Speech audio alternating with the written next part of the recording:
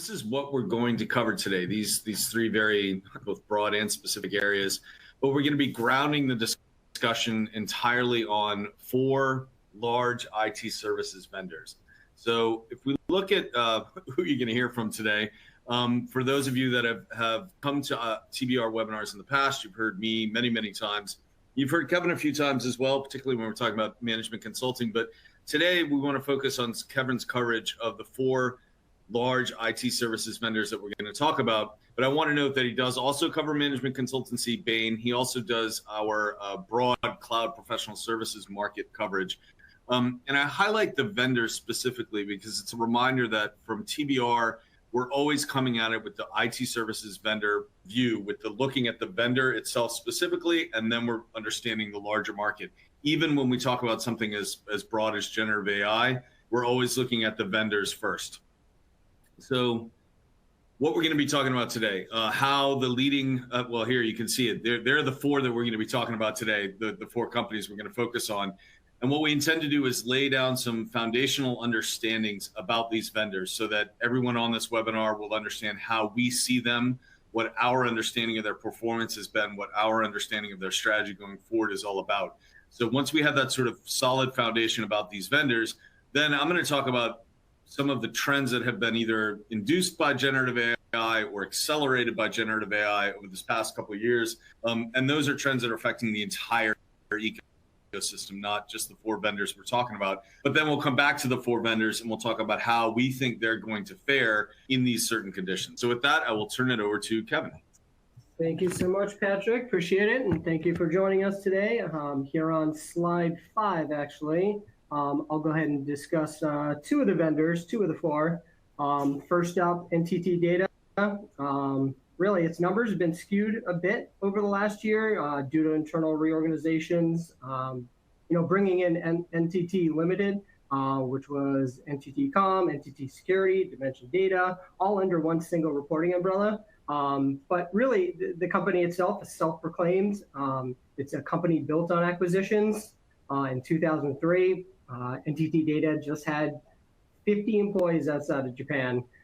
Nearly a decade later, half of its employees are outside of its home country. And now nearly, 20 years later, after 2003, it's the second largest professional service company in our IT services benchmark, only behind Accenture in terms of revenue size. Really unlike some of the Japanese-centric peers that it competes against, it's been able to move beyond just talking about being a globally focused company and actually becoming a true powerhouse globally. Now to a bit of an opposing view in DXC technology, it's yet to achieve year-to-year revenue growth in a single quarter since its inception in 2017. Revenue erosion just continued on a similar downward trajectory that both CSC and either EDS or HPE Enterprise Services was experiencing before combining to create DXC. Really that ongoing financial stability, management changes, talent drain, customer challenges have really pressured the company and prevented from reaching that long-awaited revenue inflection point. Let's go ahead and jump to the next slide to kind of take a look at two different types of vendors. Both HP and Dell, they're certainly not classical GSIs, really anymore after spinning out their professional services capabilities back in about 2017. But they're major infrastructure players, and they do have sizable revenue generated from what is more operational services or those close to the box services. And those often come with very attractive margin levels. First, let's call out Dell Technology Services. Back with the addition of EMC and the split of legacy HP, we estimate that the services business inside of Dell Technologies is more than twice the size of that of HPE. With both enterprise hardware and servers and storage and consumer-based with PCs and tablets, much of Dell's overall revenue is tied to hardware refresh cycles. That does lead to lumpy quarter-to-quarter growth trends, and that does impact its services attach rate. As the majority of Dell Tech services are part of broader infrastructure-related deals. Now to take a quick look at HPE services. Flexible and streamlined operating model. It really enables HPE to quickly adapt to enterprise needs. They are a market leader when it comes to enterprise infrastructure, and they're pretty quick to roll out, and match that customer demand, whether it be blockchain or IoT or high performance with Green Lake, a bit of a market leader in its own area, and the company's really stood by that commitment to it's as a service delivery model. And we can jump to the next slide. And that is going to be slide 7. Yeah, you can see our bubble chart here. This has, the 4 vendors we talked about there in color, and a handful or so of, the peers to each of the groups, all of which we cover in our quarterly IT services benchmark. So the first observation is that most of the hardware-centric companies are at or above that horizontal operating margin average of those 30 IT services companies in the IT services benchmark. It's really no secret that, close to the box, support and maintenance or break-fix services, come with that solid profitability, but can often be eroded away when attached to larger commoditized infrastructure deals. And then there's, TCS in there, which really just continues to be a profitability machine, with massive low-cost offshore labor base really helps it stand out. And you can also see some separation there between NTT Data and DXC as far as year-to-year revenue growth. A big part of NTT's trailing 12-month revenue growth was that inorganic addition of NTT Limited. But DXC has really been, consistently in that lower left of these bubble charts over the last few years. And I can actually turn it over to Patrick here. Excellent. Thank you. Yeah, I think one thing on the bubble chart real quick, I think it's worth just keeping in mind that this, we publish this IT services benchmark every quarter, and there are 21 more companies than are shown on this version of the bubble chart. We just wanted to make sure we could isolate those 4 companies and then have some other important comparisons up there to take a look at. But the quarterly benchmark does look at a total of 31 IT services vendors. So moving on now, we're going to shift to generative AI. And I just want to call out a few trends. And I highly recommend viewing the playbacks of our previous webinars from this year on generative AI. We've covered it from numerous angles, but always with a consulting, IT services, and digital transformation lens. But today I want to touch on ROI, scale, and alliances. That chart on the left is from our Voice of the Customer research, and that 71% that I've circled should be a warning light to any IT services vendor or consultancy about being flexible in pricing, and critically, recognize that clients have already purchased or committed themselves to purchasing a lot of technology and a lot of technology support. So any Gen AI has to be a complement to that spend and has to be compatible with the existing technology environment for these enterprises. And it has to get to a faster return on investment than your typical 5-year ERP overhaul. It's enormously important to recognize how much has changed with respect to the way that customers are viewing their IT services spend, and brought on by the hype around generative AI. And again, it's not just us saying that, that's the enterprise buyers through our Voice of the Customer research. A second trend that's been challenging has been the challenge of bringing generative AI to scale. And that's not just about data or about funding or compute power. Honestly, those are table stakes. If you're missing the data component, the funding component, or the compute power, you don't have a Gen AI use case, or you don't have a useful use case. But without the skilled people who can be deployed and as needed and at scale, we come back to this again and again. IT services is fundamentally about people. And the vendors who have invested in their, and I say that even in an age of Gen AI, when everybody talks about artificial intelligence replacing the people, IT services is still fundamentally about people.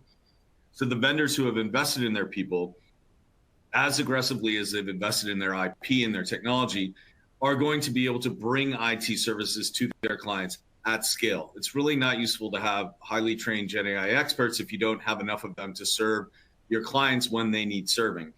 We saw a real rush in 2023 to upskill around generative AI, and we expect those investments are actually going to continue this year. It's one of the few things that resonated with ecosystem partners and clients was what IT services vendors and consultancies, where they were investing in their people. And to tie that together, then lastly, ecosystems. We have written extensively on ecosystems and alliances management. We've covered the topic in detail in previous webinars. We have a semi-annual report dedicated to the relationships between the top IT services vendors and the hyperscalers and the other ISVs. I've got a lot of soapboxes I could get up on about ecosystems. But what has GenAI changed in terms of ecosystems? Mostly, it's accelerated that trend away from vendor agnostic and towards a more tightly aligned 3 or 4 partner alliances, where the leading vendors, they recognize that they cannot be end-to-end. And end-to-end, as we have said, predicted, called for, over and over and over, end-to-end is ended, especially with something like generative AI. And the best way to sell your services or your technology, including your GenAI enabled technology, including your GenAI enabled services, is having your alliance partners selling for you. So let's pivot from trends in 2023 that shaped the hype and the reactions to what we're going to see in 2024. So as we mentioned in a previous webinar, we see 3 GenAI related things happening this year. This year meaning started started before 2024, critically important in this year. Companies that invested in their people are going to be the most profitable and the fastest growing. That we can say that pretty confidently. Second, clients are going to expect a faster return on investment and greater transparency from all of their vendors, and that will accelerate the adoption of outcomes-based pricing. This is another kind of soapbox we can get up on. We've talked about it extensively and written about it as well. The challenges to outcomes-based pricing, why that's been so hard to do in the IT services and consulting space in the past, and why generative AI is going to change that. And then the last one, the creeping, well, maybe crashing, maybe crushing regulations are going to be a bonanza for the IT services vendors with the governance, risk, and compliance capabilities. Kevin, some thoughts on, when you think about those things, your thoughts about the companies we've been talking about. Yeah, as far as managing the talent and retaining and training their talent, I would say HP and Dell, their services arms, have really stayed pretty stagnant since about 2016, 2017, when they spun off their a big part of their IT services arms.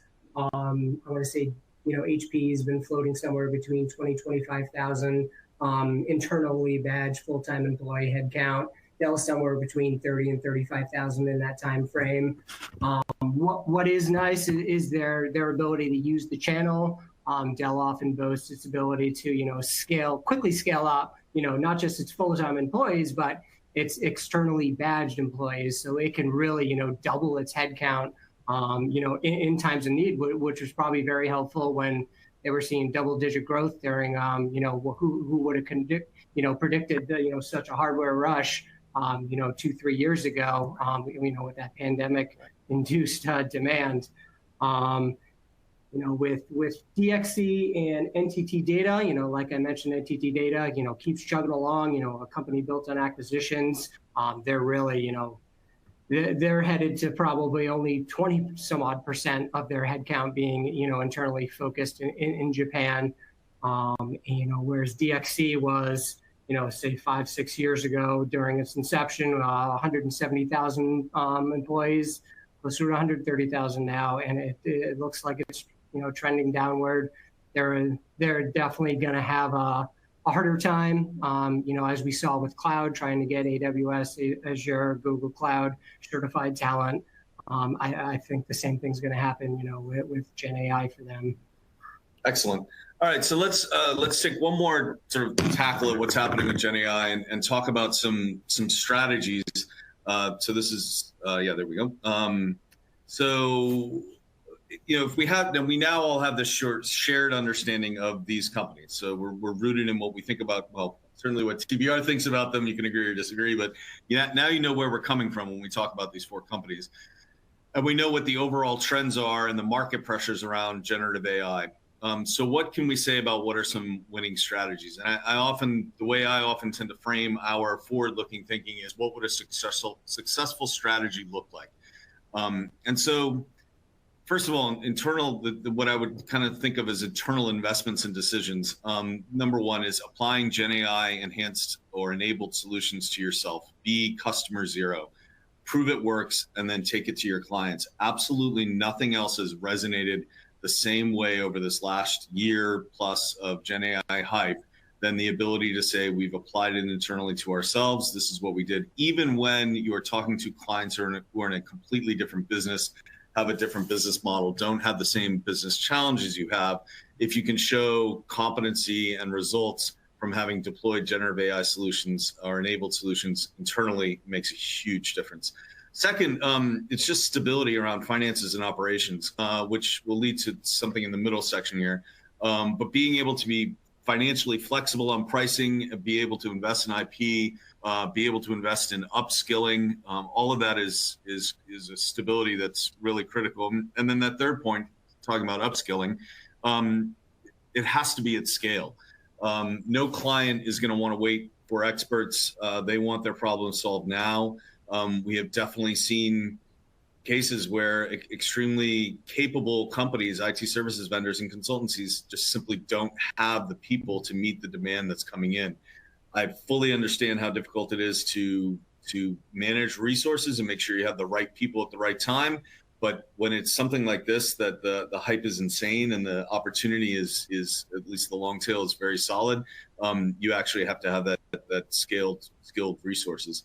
So the middle area, the sort of strategies that implicate both internal operations, but also extend into areas that are kind of beyond the control essentially of a company, of an enterprise, or rather of an IT services vendor or a consultancy.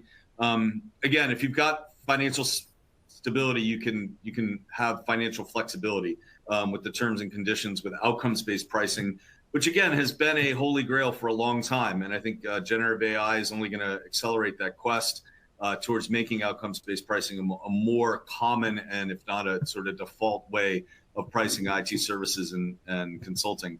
And then ecosystems. Again, we've done a ton of research on this. I can go off on this for a while, but let me make two really important points. I'll say it again, no one is end-to-end, and customers actually know that. So customers reward vendors that both stay in their lane and partner well, that bring the best fit partners to the table. And I fully appreciate, again, the sort of legacy mindset around vendor agnosticism that has very much gone away. And in its place is this ecosystem thing, which is the second point. And if you don't, and here's the big point on ecosystems.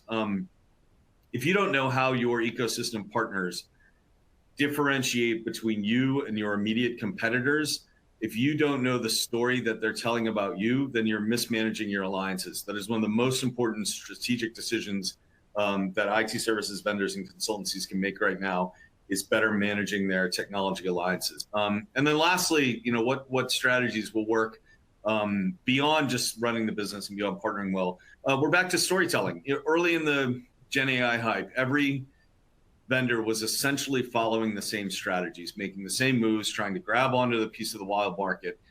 So having a GenAI strategy didn't really matter. It didn't differentiate. What differentiated was telling a good GenAI story. And of course, a few things, as I said, resonated more than credible use cases.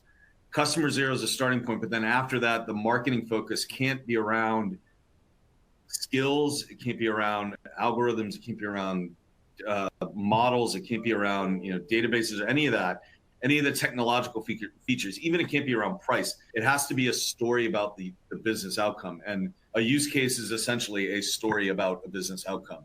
And then lastly, we think that the fastest growing IT service vendors and consultancies are going to be those that extend beyond the traditional ecosystem into academia, into private-public partnerships, international NGOs, think tanks. And I understand all of this has been happening, and plenty of vendors do this to a varying degree, and I would say with varying impacts over the last few decades. And we've seen vendors go from investing heavily in their extra ecosystem activities to pulling back on that. But I think in a the Gen AI age that we're in now, these ecosystems, these extra ecosystems these relationships are going to be essential to telling that good, that well-rounded, that complete generative AI story. So that's my Gen AI soapbox, and I'll step off of that and turn back to Kevin. Thanks, Patrick. So here on the next slide, I believe it's slide 11. First, take a look at the top two vendors, the more GSI we're calling out in this. Just kind of a overall kind of a plus and a minus what we see from them overall. For NTT Data, positive, it's massive scale. It's had a successful history of partnering well, particularly with key technology vendors, Oracle and SAP historically, and more recently, with Azure and AWS. Really what could hinder the company is just the overall corporate complexity. There's just layers upon layers to this company. And, I'd find it hard to believe that there wouldn't be layers of bureaucracy, really which could hinder its flexibility, particularly as Gen AI, transitions from hype to use cases to deployments, as Patrick was mentioning. For DXE technology, unfortunately, it's been a story of decreasing scale and decreasing relevance in the market. It has been actively partnering and partnering well, continuing to forge those strategic alliances, with technology leaders to help build out its own capabilities, enables it to quickly gain traction in emerging technology areas at reduced costs. However, it does have a limited ability to attract and to train and to retain the talent, that's relevant to these technology areas. That's going to be a limiter for it. And, it was a bit of a laggard when it came to cloud. And, we suspect that its current financial position, it's going to have it lag behind the peers. And, when Gen AI use cases, start driving revenues. Kind of next to the bottom two, the more infrastructure-led vendors and their services arms. Dell historically really prides itself in its direct-to-consumer roots, and that's going to help it navigate, what I would probably call a contentious relationship that it has with the channel. Since VARs and resellers and distributors, are also being squeezed, and those folks are trying to expand into managed services, which often overlaps with what these infrastructure-centric vendors are also offering. But Dell has incrementally improved its flexibility to work with industry-leading technology providers, creating infrastructure that plays well with others in the ecosystem. We believe that's going to have big benefits when it comes to Gen AI, as it's already incorporated NVIDIA-powered Gen AI capabilities into Dell infrastructure offerings. The strategy enables Dell to easily benefit from tech trends rather than trying to, fight the trend and, internally develop its own homegrown solutions, which takes, time and money. For HPE services, utilize its strong reputation as an infrastructure provider among those enterprise buyers, and use that top-of-mind status to become a critical supplier of Gen AI-enabled infrastructure, particularly as not all workloads are going to be best suited for the cloud. And they provide that infrastructure that support and power both, on-site and hybrid workloads. Unlike Dell, HP really heavily relies on the channel for overall market exposure. And historically, it's played very well with the VARs and the resellers of the world. But lower attach rates from channel partners on, for HPE's as a service solutions, it's become an area of concern, not just for HPE, but for most of the OEMs. I'll go ahead and stop there, and I can actually Excellent. Turn it over. Yeah, thank you. And so we are going to go to Q&A, but before we do that, and we got a couple questions that came in that look great, I do want to jump down a couple slides. So if we could go down, Haley.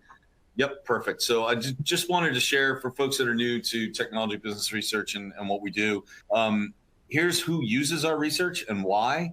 And I would add to this as you're looking at the different personas here and the different types of companies that are our clients that use our stuff.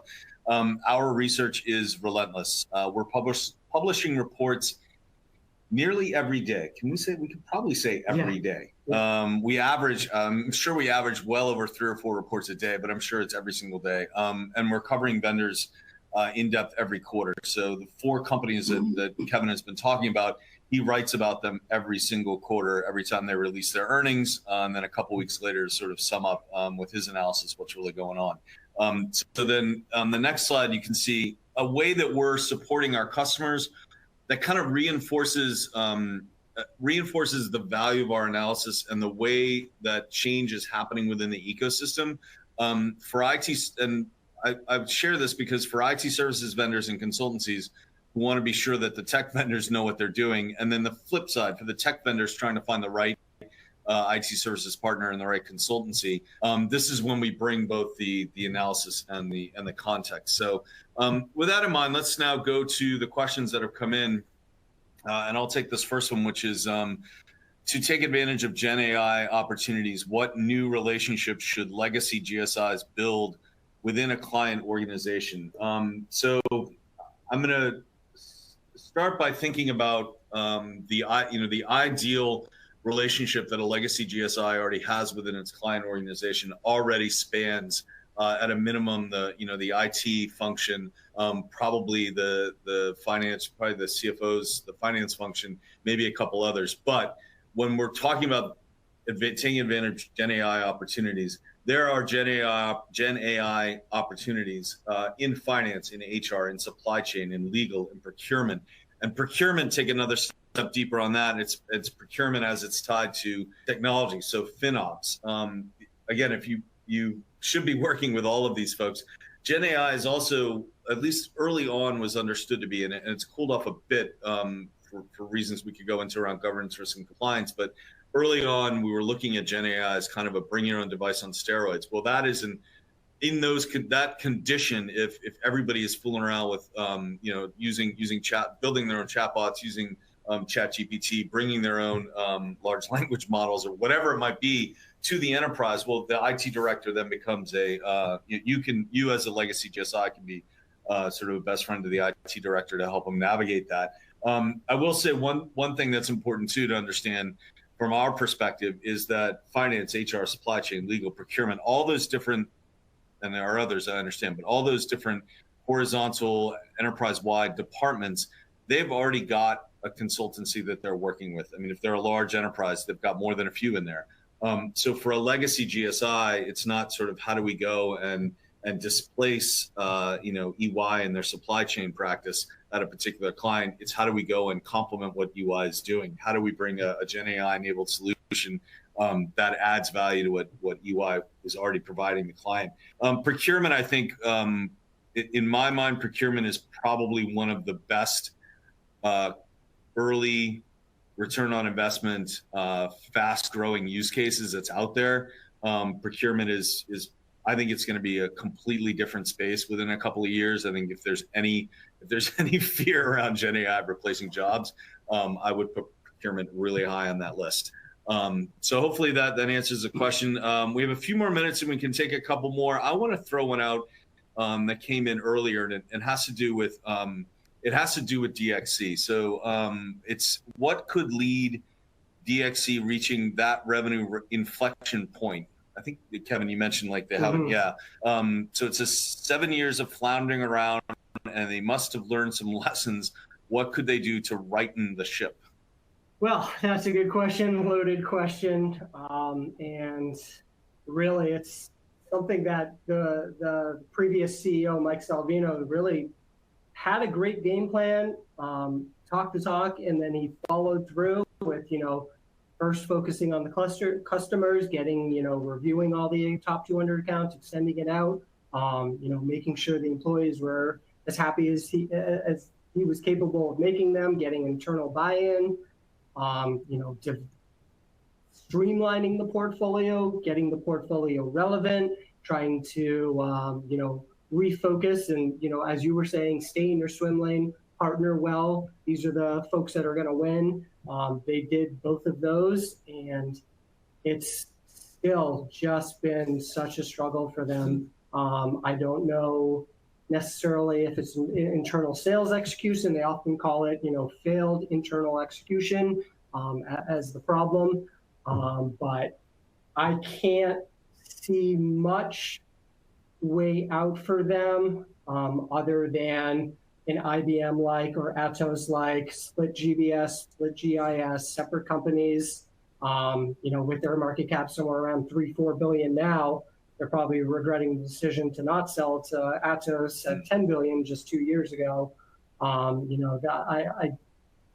would think if private equity was interested, they would have came in by now, but everyone has a price. So True. If it continues to struggle, that could also be another option. So yeah. Well, split makes sense when you look at Kyndryl and IBM have both been enormously successful post split, and I think we went into that not entirely sure how that was going to work out for either one of them, and I think both of it has worked out extremely well. So that certainly is a better option than adding to that list of quarters without year-to-year revenue growth. So excellent. I just want to say one last thing. I know we're up on time here.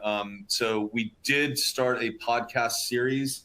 Haley and I have been diligently going after every person we can talk to about the broader technology space. So we cover not just IT services and consulting, but we've talked about telecoms, we've talked about cloud, we've talked about software, we've talked about infrastructure, we've talked about management consulting, kind of everything and that we can get to. So if you have not looked for that, have not subscribed to what do you do? Like, subscribe, and something else? Yeah. It's available on all podcast platforms. TBR Talks is what to search for if you're interested in that. And if you have any questions or comments on that, please feed them back to us. As Haley said at the beginning, you will get a copy of this deck, and we're always happy to chat, so reach out.